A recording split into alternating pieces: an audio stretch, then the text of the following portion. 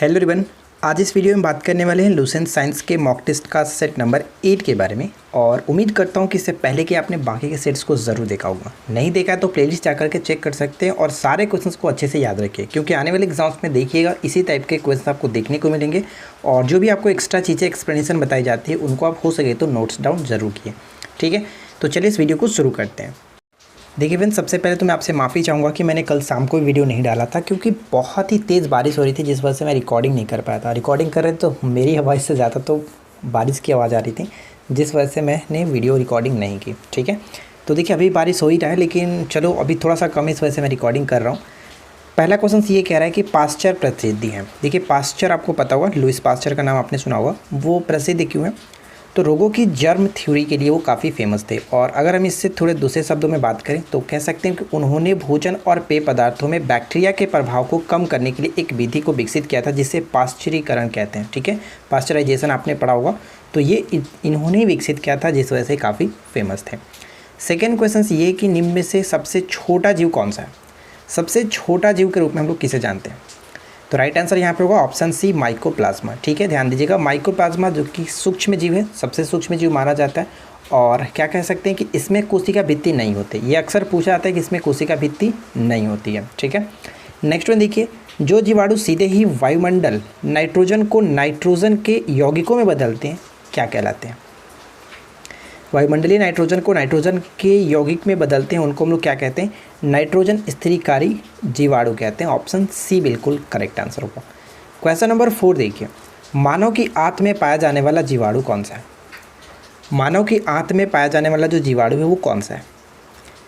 तो right answer यहाँ पे होगा ऑप्शन हम बी को टिक करेंगे, एस्चेरियाई कोलाई कहते हैं। देखिए ई कोलाई अक्सर आपको देखने को मिलता है, तो इसका पूरा नाम जो होता है वो एस्चेरियाई कोलाई होता है, इसका संक्षिप्त रूप है। और ये कह सकते हैं कि एक तरह का बैक्टीरिया होता है जो कि मनुष्यों और पशुओं के पेट में हमेशा रहता है। इस बैक्टीरिया के ज़्यादातर रूप हानिकारक ही होते हैं, लेकिन कुछ ऐसे भी होते हैं जो कि पेट में मरोड़ और दस्त जैसे लक्षण पैदा करते हैं। चलिए आगे बढ़ते हैं। नेक्स्ट वन कह रहा है कि तपेदिक, जिसको हम लोग ट्यूबरक्लोसिस के नाम से जानते हैं, टीबी उत्पन्न करने वाला जीवाणु कौन सा है? तो आपको ये ध्यान रखना है कि जो तपेदिक होता है, टीबी जो होता है, वो जीवाणु के कारण होने वाला एक रोग है। और इसमें जो कारक होता है, कौन सा जीवाणु होता है? तो माइकोबैक्टीरियम। ऑप्शन हम बी को टिक करेंगे। देखिए नेक्स्ट प्रश्न कह रहा है कि भोजन की विषाक्तता उत्पन्न होती है किस कारण से? यानी भोजन जो खराब हो जाता है वो किस कारण से होता है? भोजन की विषाक्तता हम कह सकते हैं क्लास्ट्रीडियम बैटुलिनम। ऑप्शन हम बी को टिक करेंगे। और ये एक प्रकार का परिजीवी होता है, प्रोटोजोआ के कारण होता है। और इससे संबंधित जो भी पॉइंट्स हैं आप यहाँ पे पढ़ करके अच्छे तरीके से थोड़ा आप समझ सकते हैं, आपको कोई दिक्कत नहीं होगी। ठीक है, चलिए फिलहाल हम बढ़ते हैं नेक्स्ट क्वेश्चन की तरफ। और अगला प्रश्न ये कह रहा है कि वस्तु का ताप सूचित करता है कि संपर्क करने पर ऊष्मा क्या होगा? वस्तु का ताप सूचित करता है कि संपर्क करने पर जो ऊष्मा होगा वो हम कह सकते हैं कि अपेक्षाकृत कम ताप की वस्तु में उस वस्तु से प्रभावित होगा। यानी कि जिसमें ज़्यादा होगा, ज़्यादा से कम की तरफ जाएगा ताप, यानी कि ऑप्शन बी को टिक करेंगे। क्लियर? नेक्स्ट वन देखिए क्या है, ऊष्मा एक प्रकार की ऊर्जा है जिसे कार्य में बदला जा सकता है। इसका प्रत्यक्ष प्रमाण सबसे पहले किसने दिया था? तो हम ये कह सकते हैं कि इसका सबसे पहला प्रत्यक्ष प्रमाण दिया गया था रमफोर्ड के द्वारा। Option B will be correct answer. Next one, cadmium प्रदूषण किससे संबंधित है? कैडमियम प्रदूषण one of the most important questions, बहुत बार रिपीट हुआ है। कैडमियम प्रदूषण किससे संबंधित है? तो इस प्रश्न का करेक्ट आंसर हो जाएगा हमारा ऑप्शन डी, इटाई रोग। ध्यान दीजिएगा, इसमें और भी जैसे मिनीमता रोग की बात करें तो ये पारा से होता है, पारायुक्त जल पीने से। ब्लैक फुट रोग की बात करें तो ये आर्सेनिक के कारण होता है। जबकि ब्लू बेबी सिंड्रोम में आपको कई बार बता चुका हूँ कि नाइट्रेट की अधिकता के कारण होता है। और इससे संबंधित जो भी पॉइंट्स आप पढ़कर समझना चाहें तो हम यहाँ पर पढ़ के भी समझ सकते हैं। जैसे जैसे मेरी वीडियो खत्म हो रही है वैसे वैसे बारिश भी बढ़ता जा रहा है। ठीक है, देखिए नेक्स्ट वन क्या कह रहा है कि गन मेटल सम्मिश्रण है। तो ये आपने देखा होगा, कई बार पेपर में आता है कि गन मेटल किसका किसका मिश्रण है। तो ध्यान दीजिएगा, गन मेटल तांबा, जिंक और टीन, यानी कि ऑप्शन हम यहाँ पे बी को टिक करेंगे। काफ़ी इंपॉर्टेंट है, जिसमें सबसे अधिक मात्रा तांबे की होती है। निम्नलिखित में से कौन सा वायु प्रदूषक ऑक्सीजन की अपेक्षा अधिक शीघ्रता से रक्त के हीमोग्लोबिन में घुल जाता है और जिस कारण से क्या होता है कि मृत्यु हो जाता है? तो सही आंसर यहाँ में होगा कार्बन मोनोऑक्साइड। कार्बन मोनोऑक्साइड के बारे में हम लोगों ने लगातार 3 वीडियो में डिस्कस किया है और आई होप कि अब तक आपको सब चीज़ क्लियर हो गया होगा। कार्बन मोनोऑक्साइड को दम घोटू गैस के नाम से भी जाना जाता है, क्योंकि बहुत जल्द ये दम घोट देता है। जैसे हम इसका ऑक्सीजन की जगह पर अगर इसको हम लोग लेते हैं तो फेफड़े में क्या होता है कि हीमोग्लोबिन में ये मिल जाता है और हमें एक जहर की तरह काम करता है। नेक्स्ट वन कह रहा है कि पैराफिन किसका उपोत्पाद है? तो पैराफिन जो होता है वो पेट्रोलियम परिशोधन का, ऑप्शन ए यहाँ पे करेक्ट आंसर होगा।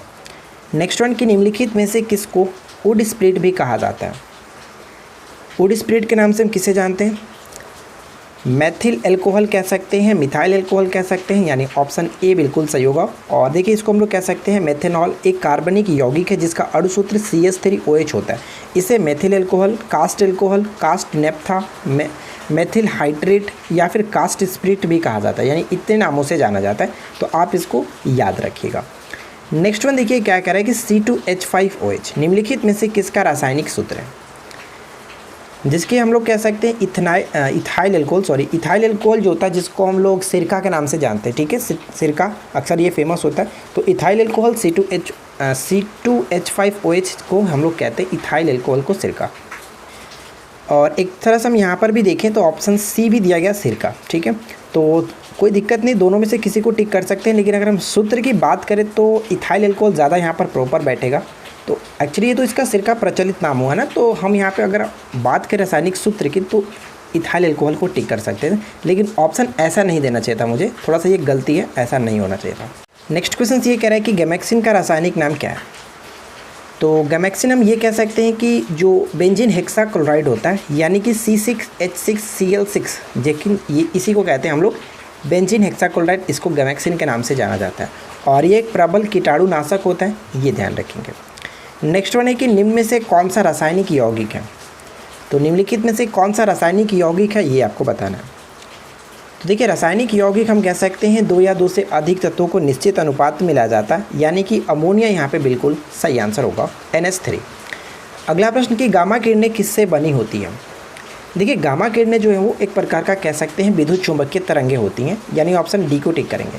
और हम यहाँ पे ये कह सकते हैं कि एक प्रकार का विद्युत चुंबकीय विकिरण है या फिर फोटोन है, जो कि परमाणु नाभिक के रेडियो सक्रिय क्षय से उत्पन्न होता है। रेडियो सक्रिय क्षय से अल्फा, बीटा, गामा तीनों प्रकार के किरणों का जो कि उत्पन्न होता है, ये भी याद रखेंगे। निम्नलिखित जीवाश्म ईंधनों में से कौन स्वच्छतम ईंधन है? तो देखिए स्वच्छतम ईंधन की अगर हम बात करें तो पेट्रोलियम गैस यहाँ पे बिल्कुल सही आंसर होगा, option C will be correct answer. Next one, निम्न में से कौन सी कठोरतम धातु है? इस क्वेश्चन को थोड़ा सा ध्यान से समझिएगा। कठोरतम धातु, अगर आपने ऑप्शन ए को टिक किया तो आपने गलती की है, क्योंकि हीरा जो एक प्रकार का पदार्थ हम कह सकते हैं ना, तो वो धातु नहीं है। लेकिन हमसे क्वेश्चन पूछा कठोरतम धातु, तो प्लैटिनम को टिक करेंगे। इस क्वेश्चन का राइट आंसर होगा ऑप्शन सी। अगर क्वेश्चन में पदार्थ रहता तो वहाँ पर हम हीरा को टिक कर सकते थे, ठीक है, तो इसको याद रखिएगा। नेक्स्ट क्वेश्चन, निम्न में से कौन सी गैस प्रकाश संश्लेषण प्रक्रिया के लिए आवश्यक है? तो प्रकाश संश्लेषण के लिए आवश्यक जो है वो बिना कार्बन डाइऑक्साइड के लिए प्रकाश संश्लेषण पॉसिबल नहीं है, यानी ऑप्शन हम बी को टिक करेंगे, प्रकाश संश्लेषण के लिए कार्बन डाइऑक्साइड आवश्यक है। नेक्स्ट वन क्या है? निम्नलिखित कथनों पर विचार करें। पहला पॉइंट कह रहा है कि न्यूटन के गति के प्रथम नियम से बल का व्यंजक प्राप्त होता है। ये पॉइंट गलत है, क्योंकि न्यूटन के गति के प्रथम नियम से हमें बल का परिभाषा मिलता है, जबकि न्यूटन के गति के दूसरे नियम से हमें बल का व्यंजक मिलता है F बराबर m है। तो ये पॉइंट्स गलत है। बल जो होता है वो द्रव्यमान और त्वरण का गुणनफल होता है। देखिए बल बिल्कुल जो है, जो फोर्स है वो मास और एक्सेलरेशन का जो कि गुणनफल है, तो ये बिल्कुल सही है। यानी केवल और केवल हम यहाँ पे दो को टिक करेंगे, ऑप्शन बी बिल्कुल सही आंसर हो जाता है। नेक्स्ट वन क्या है?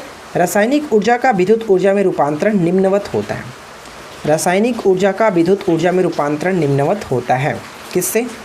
तो इलेक्ट्रोलाइसिस के द्वारा, ऑप्शन ए करेक्ट आंसर है।